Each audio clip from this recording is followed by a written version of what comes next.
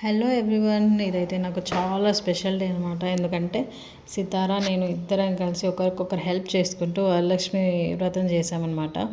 అక్కడ నేను మార్నింగ్ లేచి మాడాకులు కూర్చుతుంటే సితారా నాకు హెల్ప్ చేసింది. అమ్మ నేను చేస్తా అని చెప్పేసి ఇంటికి తోరణాలు లైక్ పూజకి అన్నీ రెడీ చేస్తున్నాం అనమాట.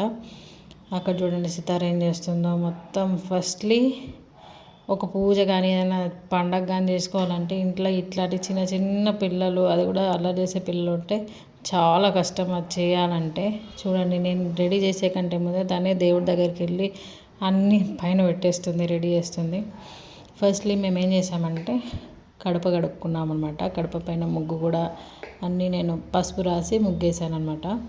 నాకు సితార కూడా హెల్ప్ చేస్తుంది. చూడండి ఎట్లా చేస్తుంది. తను లోపల కూర్చుంది, నేను బయట కూర్చొని ఇద్దరం కడప పైన ముగ్గేస్తున్నాము. చూడండి తన చిన్న చిన్న చేతితోటి పసుపు ఎట్లా రాస్తుందో. ఇంట్లో ఆడపిల్లలు ఉంటే అమ్మలకు మాత్రం ఎంత హెల్ప్ఫుల్లో తెలుసా అసలు.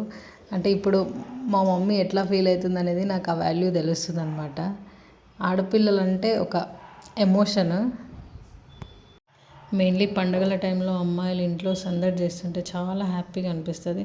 అంటే వాళ్ళు పని చేయకున్నా సరే, ఏం హెల్ప్ చేయకున్నా సరే, ఇంట్లో అట్లా గజ్జలు పెట్టుకొని గలగల గలగల తిరుగుతుంటే లక్ష్మీదేవి ఇంట్లో తిరిగినట్టే ఉంటుంది.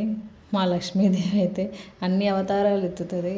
కాళికామాత అవతారం కూడా ఎత్తుతుంది. చూడండి ఎట్లా నాకు పోటీగా తను కూడా ముగ్గేసి కుంకుమ పెట్టింది గడప పైన. వద్దన్నా వినదు అసలు. ఫైనల్గా పూజ అయితే స్టార్ట్ చేసుకున్నాము. 1 o'clock పూజ స్టార్ట్ చేస్తే 4 అయింది కంప్లీట్ అవ్వడానికి. మెల్లగా చేసుకున్నాను అనమాట పూజ. అది కూడా మా పిన్ని వాళ్ళు, మా చెల్లి వాళ్ళు వచ్చి దాన్ని సెట్ చేస్తే అంతా రెడీ చేస్తే నేను పూజ చేశాను అనమాట. ఎందుకంటే ఆ ఇద్దరు పిల్లలతో అస్సలు అవ్వదు. ఇంకా అంటే 2 kids ఉన్న వాళ్ళ ఇంట్లో ఇంతేనేమో నాకు తెలిసినంత వరకు. ఎందుకంటే అస్సలు ఏ పని కూడా చేసుకొనివ్వరు. నా పూజ అయితే చూడండి ఎంత మంచిగా అయిపోయింది అసలు. అంటే చిన్నగా చేసుకున్నా, నార్మల్గా చేసుకున్నా, హ్యాపీగా చేసుకున్నా నేను. అంటే మనస్ఫూర్తిగా చేసుకున్నాను అనమాట. చూడండి నాకు తోచినంత లైక్ డెకరేషన్ కానీ అదంతా సింపుల్గా చేసుకున్నా. ఇక్కడైతే మా సితారా అన్ని నైవేద్యాలు అమ్మ పెట్టు పెట్టు అని తీసుకొని తెచ్చిందనమాట అమ్మవారికి. దాదాపు 9 రకాలు చేసామన్నమాట. మమ్మీ చేసింది. పూర్ణాలు, దద్దోజనం, బెల్లం అన్నం, పులిహోర, వడ, ఇంకా సిరాపురి, శనగలు, బజ్జీలు ఇవన్నీ చేసింది మా మమ్మీ. మా సితార చూడండి ఆ ప్రసాదం ఎప్పుడు పెడతావా మమ్మీ, ఎప్పుడు పెడతావా అని వెయిట్ చేస్తుంది. ఆగు నాన్న, పూజ అయిపోయిన తర్వాత పెడతా అని నేను చెప్తున్నా.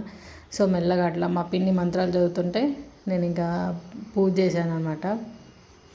నా దృష్టిలో అమ్మవారి పూజ అంటే రెడీ చేసుకొని అట్లా చీర కట్టేయడం అనే కాదు, అది మన ఇంట్రెస్ట్. కొందరు కట్టేయాలని ఉంటుంది, లేకపోతే నార్మల్గా ఫోటో పెట్టుకొని చేసుకోవచ్చు.